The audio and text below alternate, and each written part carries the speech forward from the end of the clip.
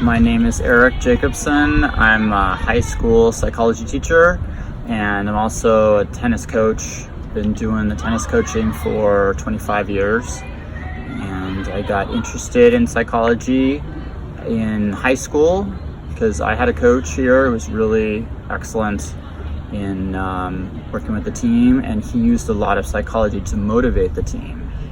And then he also taught a psychology class. So I learned to combine my two favorite activities, which were tennis and psychology. Relates really well to all fields.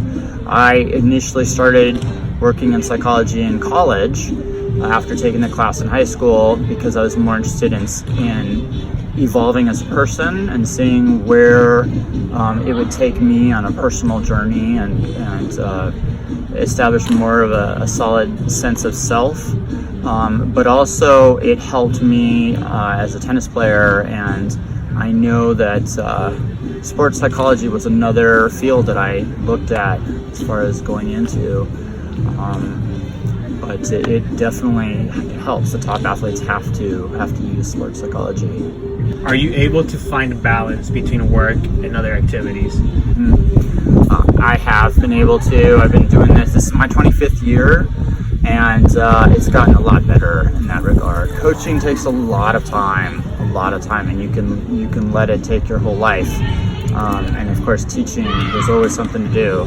But as a psychologist, just as a person who's working with other people, you've got to take care of yourself as well. That is one of the most important lessons that I didn't learn when I was younger, and I hope young people can learn. But you don't take care of yourself. It's kind of that idea of you got to put on your own face mask before you can help your kids, as far as if you're in an airplane disaster or something like that, but you're not going to be able to help anybody if you're not doing well.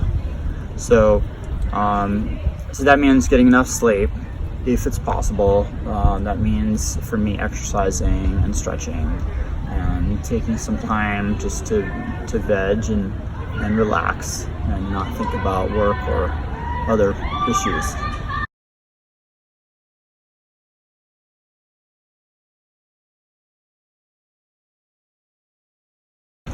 That's a tough one, and that's a really difficult area. Just because I'm collaborating with other teachers, we work on research. Just recently I went to a training in Florida over the summer, and we did a lot of work on what is the current research that affects the class I'm teaching, which is AP Psychology. I'm using finally a new book, which is very current and has a lot of current research, so I'm doing it that way. But it is definitely a concern, and you need to be continually educating yourself, and so I don't have a systemic way of looking at current research. It's just one extra step that I haven't quite gotten to, but keep it pretty good.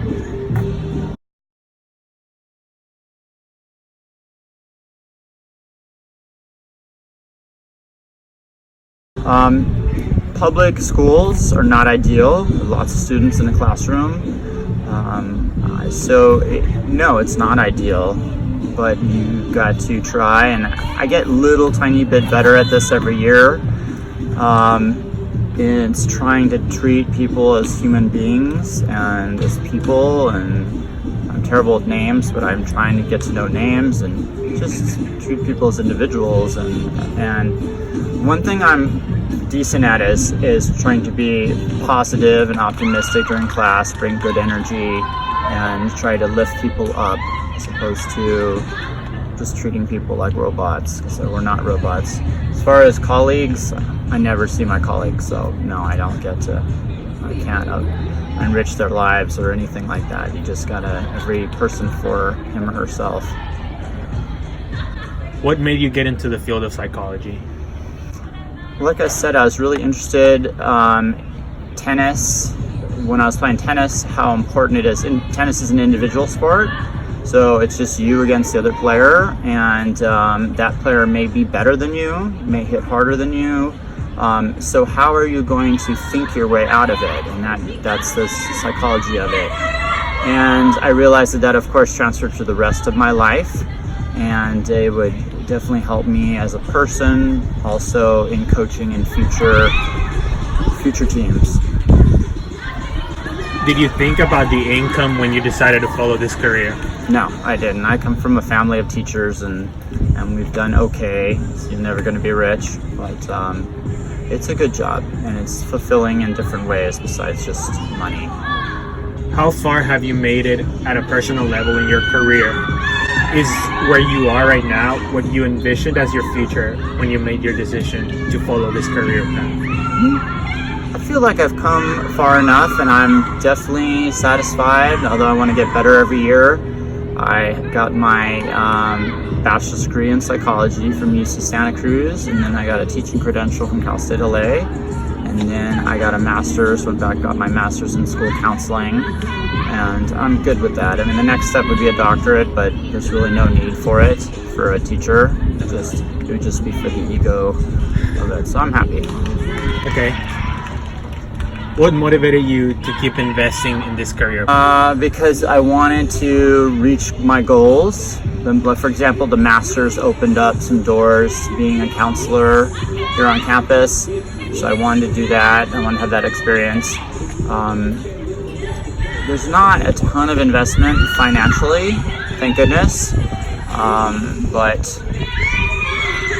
as far as investing, I mean, it's about helping people.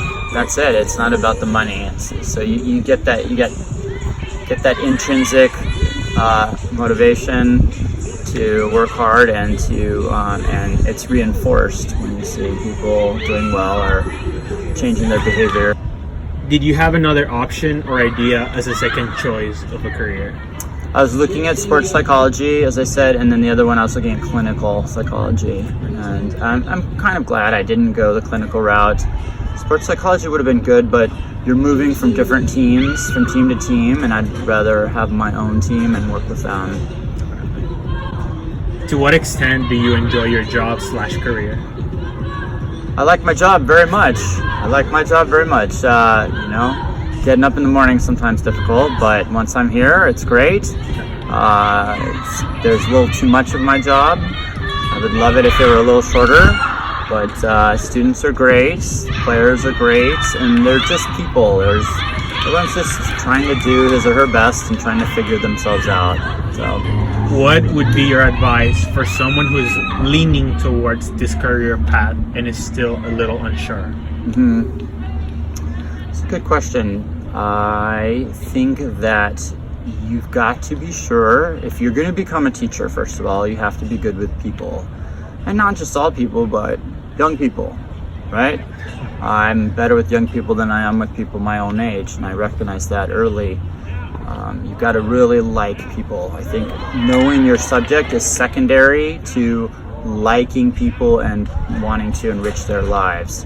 A good teacher can teach anything. Having an interest in the subject is very important. Having a passion where you say you don't begrudge or complain about going to work every day, that's really important. And you want to feel like you're growing personally and professionally. So I'm happy.